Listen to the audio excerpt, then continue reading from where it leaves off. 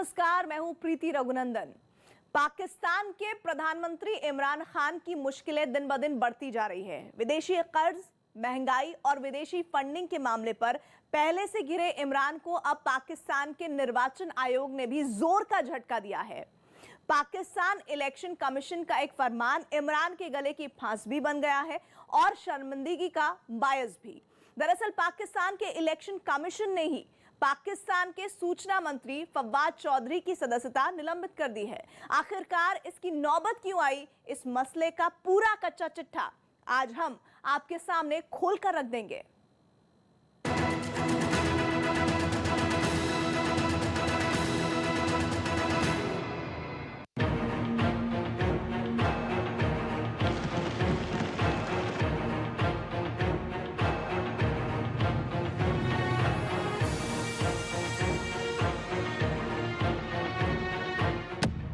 मुश्किल में इमरान खान, एक फरमान बना इमरान के गले की फांस, इमरान के मंत्री की सदस्यता निलंबित, इमरान को लगा जोर का झटका। पाकिस्तान के वजीर आजम इमरान खान की मुश्किलें कम होने के बजाय बढ़ती ही जा रही हैं। एक तरफ पाकिस्तान की विपक्षी पार्टियां उनके खिलाफ हल्ला बोलकर उनका जीना मुहाल किए हुए हैं, तो दूसरी तरफ अब उनकी ही पार्टी में उनके खिलाफ बगावत के सुर बुलंद होते जा रहे हैं। इस सब के बीच पाकिस्तान निर्वाचन आयोग ने इमरान खान को जोर का झटका दिया है। दरअसल खबर है ही ऐसी कि वो अब इमरान खान और उनकी पार्टी पाकिस्तान तहरीक-ए-इंसाफ के लिए शर्मिंदगी का बायस बन चुकी है और पूरे पाकिस्तान में सुर्खी बनी हुई है।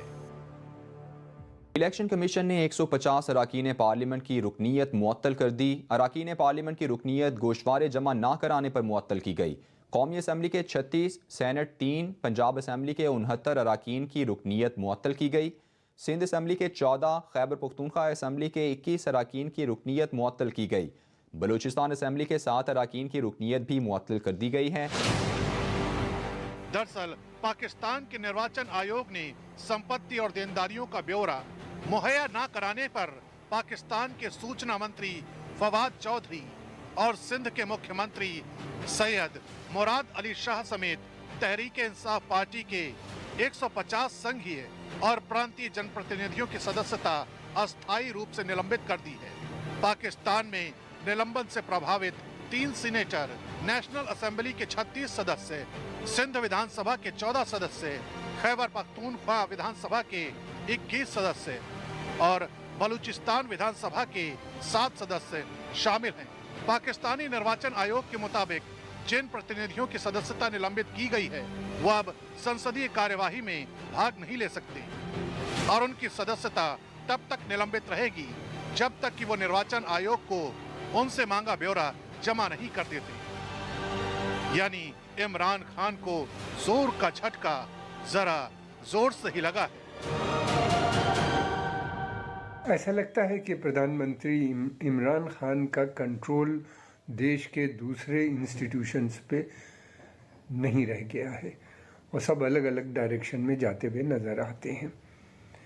इलेक्शन कमीशन ने 150 इलेक्टेड जो असेंबली के, नेशनल असेंबली के या लोकल बॉडी के या रीजनल उसके जो सदस्य थे उनको निलंबित किया है।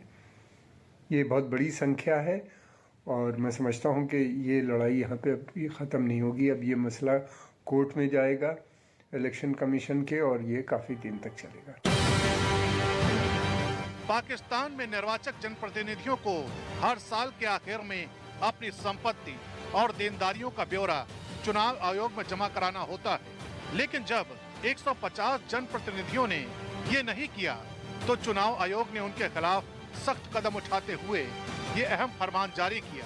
पिछले साल भी आयोग ने कम से कम 154 जनप्रतिनिधियों की सदस्यता निलंबित कर दी थी। इससे पहले ये खबर आई थी कि पाकिस्तान के प्रधानमंत्री इमरान खान की पार्टी पाकिस्तान तहरीक-ए-इंसाफ ने देश के निर्वाचन आयोग को विदेशी नागरिकों और कंपनियों से मिली निधि की पूरी जानकारी नहीं दी और अपने खातों की जानकारी छुपाई थी। डॉन अखबार ने ईसीपी यानी scrutiny committee of the election commission of Pakistan की तैयार की गई एक रिपोर्ट के हवाले से बताया था कि सत्तारूढ़ दल ने वित्त वर्ष 2009-10 और वित्त वर्ष 2012-13 के बीच 4 साल के दौरान 31 करोड़ 20 लाख पाकिस्तानी रुपए के चंदे संबंधी जानकारी पाकिस्तान निर्वाचन आयोग से छुपाई है। डॉन में छपी खबर के मुताबिक पीटीआई ने चुनाव आयोग को वित्त वर्ष 2012-13 में करीब 14 करोड़ 50 लाख डॉलर की रकम बताई थी। दरअसल साल 2008 से 2013 के बीच पीटीआई ने ईसीपी यानी इलेक्शन कमीशन ऑफ पाकिस्तान को अपने पार्टी खातों में 1.33 अरब पाकिस्तानी रुपए की धनराशि की जानकारी दी थी, जबकि पाकिस्तान के केंद्रीय बैंक एसबीपी की एक रिपोर्ट के मुताबिक पीटीआई के बैंक खातों में 1.64 अरब पाकिस्तानी रुपए थी। स्टेट बैंक ऑफ पाकिस्तान के आंकड़ों के मुताबिक पाकिस्तान तहरीक इंसाफ के पास 26 बैंक खाते थे। अपनी पार्टी की फंडिंग जो है बड़े बड़े कारपोरेट और जो कि मुल्क के अंदर और मुल्क के बाहर है, बहुत से जो पाकिस्तानी हैं जो कंपनीज़ हैं वो उनकी फंडिंग कर रहे हैं, जिसके अंदर के अमेरिका, ब्रिटेन और उसके अलावा ये था कि Dubai, Abu Dhabi, UAE, Qatar और खाड़ी के जो देश हैं उन वहाँ से भी पे जो काम कर रही हैं बिजनेसेस, वो उन सबसे चंदा लेके अपना मुल्क। दूसरी बात ये कि ये पैसा अधिकतर मुल्क के अंदर नहीं आता, बल्कि वहीं उन्हीं ने अकाउंट्स खोल रखे हैं जिसमें ये जमा हो जाता है। सरकार को इस बात का इल्म हो गया है, वहाँ पे इलेक्शन कमीशन ने पूरी इंक्वायरी की है। पाकिस्तान के प्रधानमंत्री इमरान खान के लिए विपक्ष के साथ साथ अब अपनी ही पार्टी के नेता मुश्किल खड़ी कर रहे हैं। इमरान खान की पार्टी पाकिस्तान तहरीक इंसाफ ने नेशनल असेंबली के सदस्य नूर आलम खान ने एक टीवी इंटरव्यू के दौरान इमरान खान सरकार की तीखी आलोचना की थी। इतना ही नहीं, नूर आलम खान ने नेशनल असेंबली में हुई एक संसदीय बैठक के दौरान पाकिस्तान की पीटीआई सरकार और उसकी नीतियों की कड़ी आलोचना की थी। इस बैठक में उन्होंने पाकिस्तान सरकार के खिलाफ आवाज बुलंद की थी। लिहाजा पार्टी ने उन्हें अब कारण बताओ नोटिस जारी किया है। नूर आलम के मुताबिक उन्होंने जनता से जुड़े मुद्दे उठाए। अब अगर सरकार और उनकी पार्टी इसको उल्लंघन मानती है तो यही सही, लेकिन अपने स्टैंड से पीछे नहीं हटने वाले हैं और ये मुद्दे उठाते रहेंगे। उन्हें इस बात की परवाह नहीं है कि उन्हें पीटीआई ने कारण बताओ नोटिस जारी किया है। पीटीआई को ज्वाइन इसलिए किया था कि ये करप्ट लोगों के, करप्ट माफिया के पीछे जाएंगे, और अगर आप वही जो कार्टेल्स हैं, जो वही माफियाज हैं, अगर वही आपके इर्द गिर्द होंगे तो फिर मैं क्या करूंगा? मुझे बताएं। मुझे तो मैं तो ये सोच रहा हूँ कि मुझे सियासत भी करना या नहीं चाहिए। मतलब क्योंकि अगर यही हाल रहेगा और गरीब बंदे के या पाकिस्तानी, ना किसी जमींदार के लिए कोई सोचता है, ना किसी पाकिस्तानी के लिए सोचता है। पाकिस्तान के प्रधानमंत्री इमरान खान का बुरा दौर थमता नजर नहीं आ रहा। विपक्ष के तीखे हमलों को झेल रहे इमरान खान के लिए अफगानिस्तान सीमा से एक और बुरी खबर आई है। दरअसल तालिबान लड़ाकों और पाकिस्तान सेना के बीच डुरंड सीमा विवाद पर गोलाबारी हुई है और इसके बाद तालिबान ने पाकिस्तान को सीमा पर बाड़ लगाने के काम को फौरन रोक देने की नसीहत देते हुए कहा कि अगर काम नहीं रुका तो पाकिस्तान अंजाम भुगतने के लिए तैयार रहे।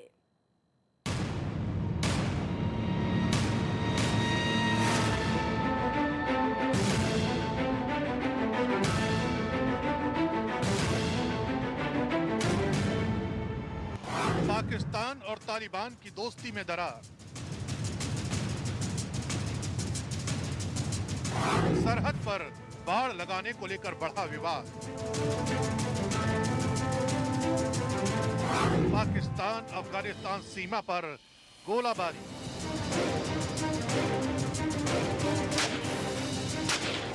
तालिबान से डरे इमरान।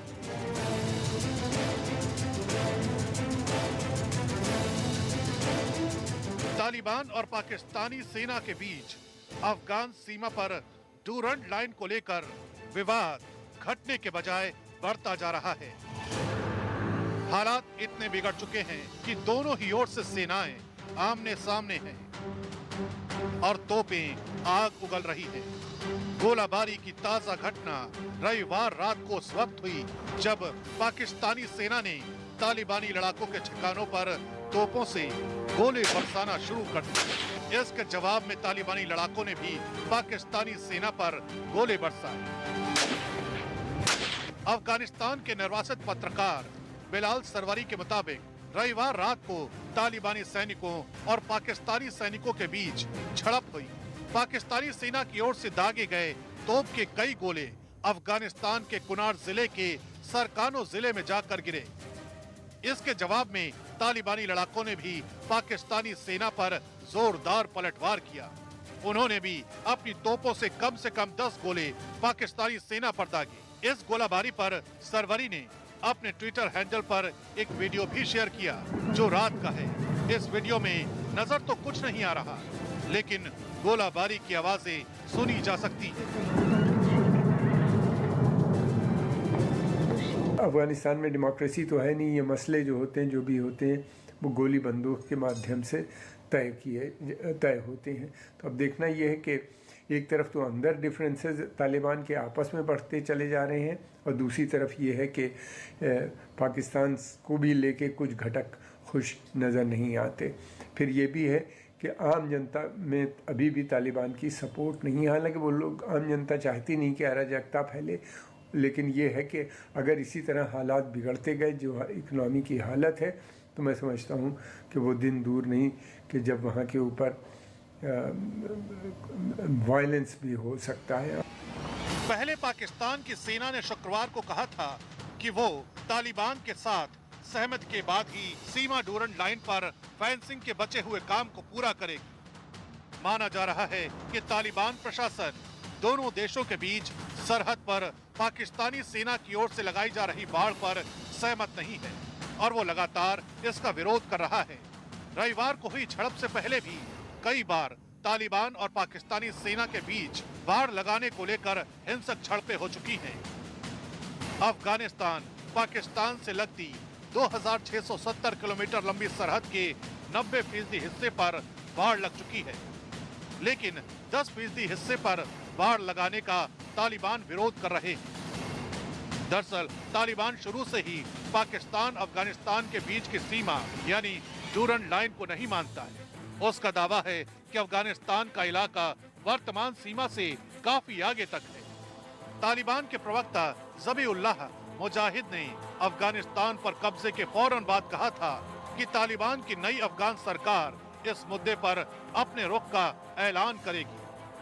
उन्होंने दावा किया था कि पाकिस्तान की बनाई बाड़ ने लोगों को अलग कर दिया है और परिवारों को विभाजित कर दिया है। तालिबान सरकार सीमा पर एक सुरक्षित और शांतिपूर्ण माहौल बनाना चाहते हैं। अफगानिस्तान और आज के पाकिस्तान के जो क्षेत्र हैं उनके बीच जो फेडरली एडमिनिस्ट्रेटेड ट्राइबल एरिया यानी फाटा एरिया जो पश्तूनों का है, बलूचिस्तान का कुछ क्षेत्र, खैबर पख्तूनख्वा का कुछ क्षेत्र बलूचिस्तान से होता हुआ, इन लोगों के अंदर आपस में जमीन को लेकर, एरिया को लेकर काफी विवाद उठे थे। ये देखते हुए अंग्रेजों ने एक दुरंद लाइन अफगानिस्तान को और इस क्षेत्रों को अलग करने के लिए खींची थी, जिसको अफगानिस्तान के किंग ने कभी नहीं माना, क्योंकि 30 लाख पश्तून से ज्यादा लोग दुरंद लाइन से पाकिस्तान की तरफ आज भी और उस समय भी मौजूद थे। तालिबान का कहना है कि पाकिस्तान को दोनों देशों के बीच सीमा विवाद सुलझाने तक इस तरह की फेंसिंग करने का कोई अधिकार नहीं है। तालिबान का यहाँ तक कहना है कि ये नियमों के खिलाफ है। फिलहाल रविवार की झड़प के बाद जिस तरह पाकिस्तान ने ड्यूरेंट लाइन पर बाड़ लगाने के काम को रोका है, उसे देखते हुए लगता है कि पाकिस्तान की सरकार ने तालिबान के सामने घुटने टेक दिए हैं। इन सभी फेंसिंग्स के ऊपर एक तरीके से बुलडोजर चला डाला, फेंसिंग्स को रौंद डाला और पाकिस्तानी सैनिक जान बचाकर भागे या देखते रह गए। बात साफ है, पाकिस्तान को अब ये बिल्कुल पक्का हो गया है कि आज का तालिबान भी दुरंद लाइन को नहीं मानता और ये जो अजगर उन्होंने पैदा किया है अफगानिस्तान में, ये 30 लाख पश्तून जो पाकिस्तान की तरफ रहते हैं, खैबर पख्तूनख्वा में, फाटा रीजन में, वजीरिस्तान में, इन सब क्षेत्रों को मिलाकर के अब पाकिस्तान के लिए इनसे निपटना बहुत मुश्किल हो जाएगा। लिहाजा पाकिस्तान डरा हुआ है। अल अरेबिया की खबर के मुताबिक तालिबान ने इस मसले पर पाकिस्तान का न सिर्फ पुरजोर विरोध किया है, बल्कि पाकिस्तान सेना को दोबारा ऐसा न करने की नसीहत भी दे डाली है। फिलहाल सरहद पर फेंसिंग लगाए जाने की वजह से इस्लामाबाद और काबुल के बीच तनाव काफी बढ़ा हुआ है। तालिबान इस मसले पर पाकिस्तान से भिड़ने को तैयार बैठे हैं। इस सच से तो इमरान भी वाकिफ हैं कि अगर तालिबान के लड़ाके पाकिस्तान के खिलाफ हो गए तो उनकी कुर्सी तो जाएगी ही, साथ ही पाकिस्तान के भी दो टुकड़े हो सकते हैं। लिहाजा वो तालिबान से मिली नसीहत पर अमल करते हुए मामले को ठंडा करने की कोशिश कर रहे हैं।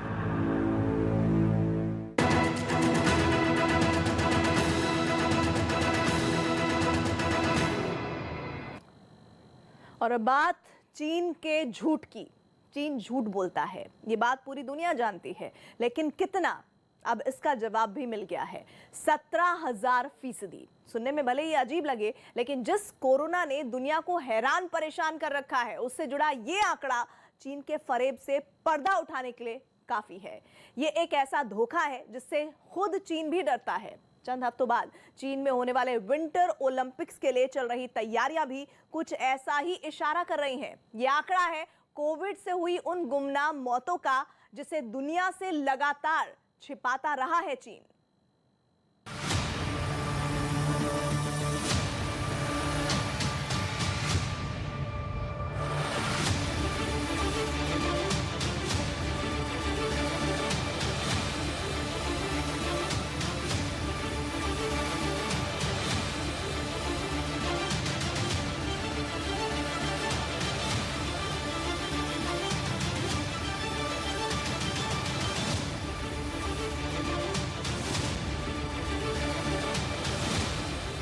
दो 2022 के विंटर ओलंपिक तैयारियों की ऐसी तस्वीरें क्या एक धोखा हैं?